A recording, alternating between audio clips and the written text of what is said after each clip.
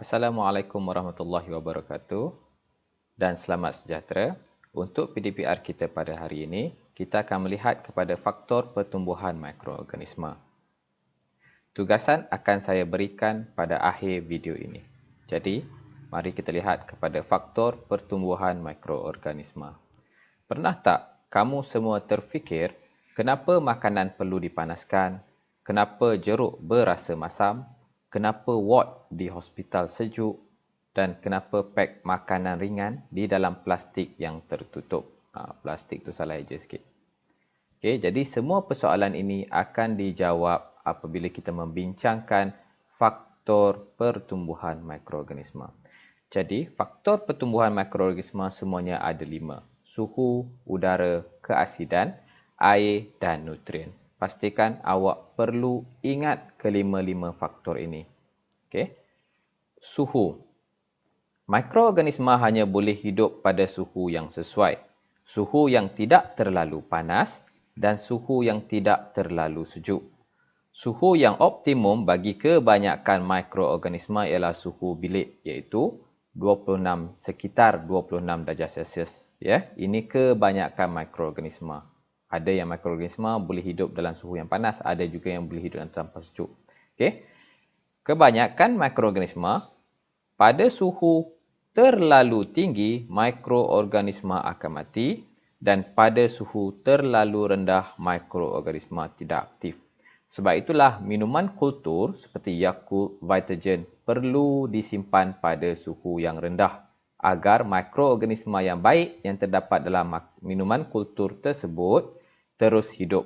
Kalau awak biarkan Yakult tu pada suhu bilik, apa yang berlaku ialah Yakult itu mikroorganisma yang terdapat dalam minuman-minuman ini mungkin aktif dan seterusnya mungkin mereka boleh mati. Okey, jadi pastikan awak simpan minuman-minuman kultur di dalam tempat yang sejuk. Sama juga dengan daging-daging. Di dalam daging sebenarnya terdapat mikroorganisma yang hidup. Sebab itulah daging perlu disimpan dalam tempat beku, sejuk beku, untuk memastikan mikroorganisma yang terdapat dalam daging itu tidak aktif. Dan makanan-makanan yang kita panaskan semuanya untuk memastikan mikroorganisma yang terdapat dalam makanan itu mati. Seterusnya kita lihat pada udara. Kebanyakan benda hidup memerlukan udara. Jadi ini merupakan asas keperluan benda hidup.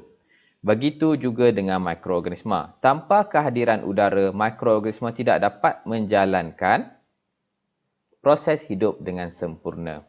Sebab itu, kebanyakan makanan-makanan segera seperti keropok, coklat, semuanya disil ataupun dibalut dengan sempurna dalam plastik untuk memastikan tiada udara dapat masuk. Mungkin memang ada mikroorganisma yang terdapat pada makanan-makanan itu, tapi disebabkan oleh plastik itu telah disil, jadi mikroorganisma itu kemungkinan akan mati. Baik, seterusnya kita lihat pada keasidan. Okey, keasidan ni bermaksud tahap asid sesuatu bahan tersebut. Mikroorganisma membiak aktif pada keadaan yang neutral. Keadaan terlalu berasid atau terlalu berakali akan membunuh mikroorganisma.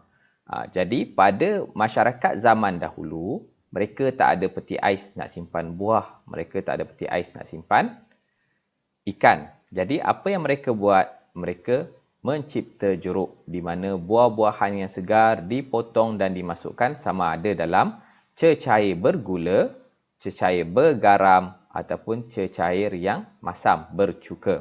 Untuk memastikan cecair-cecair tersebut yang tinggi asid, kalau dia masam maksudnya dia tinggi asid.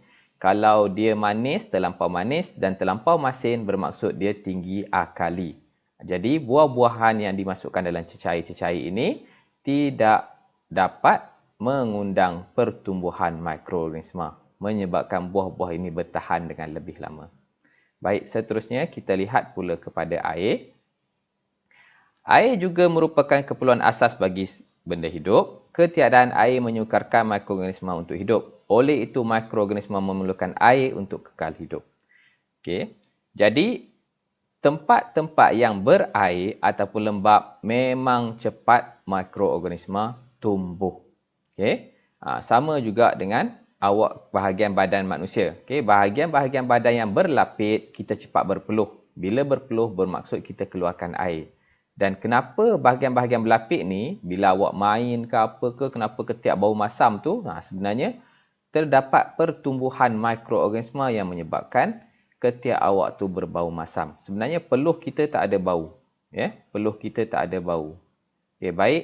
Okey, yang terakhir ialah nutrien. Manusia perlu makan bagi mendapatkan tenaga. Begitu juga dengan mikroorganisma. Berbeza dengan manusia, mikroorganisma hanya memerlukan nutrien untuk kekal hidup. Okey, macam kita perlu makan. Bermaksud kita perlu makan makanan-makanan yang berbentuk pepejal. Okey, seperti macam awak makan nasi, awak makan daging. Dan di dalam nasi, di dalam daging, dalam sayur itulah terdapatnya nutrien. Okey, perut manusia akan proses nutrien tersebut dan hantar pada seluruh badan supaya badan awak sihat dan membesar. Mikroorganisma dia tak perlu nak makan nasi, dia tak perlu nak makan daging. Dia hanya perlu dapatkan nutrien sahaja. Sebab itulah buah yang dah lama awak tinggalkan, lama kelamaan buah itu akan menjadi buruk. Dia akan bertukar menjadi perang dan berbau dan berlendir. Itu disebabkan oleh mikroorganisma telah memakan nutrien-nutrien yang terdapat dalam buah tersebut.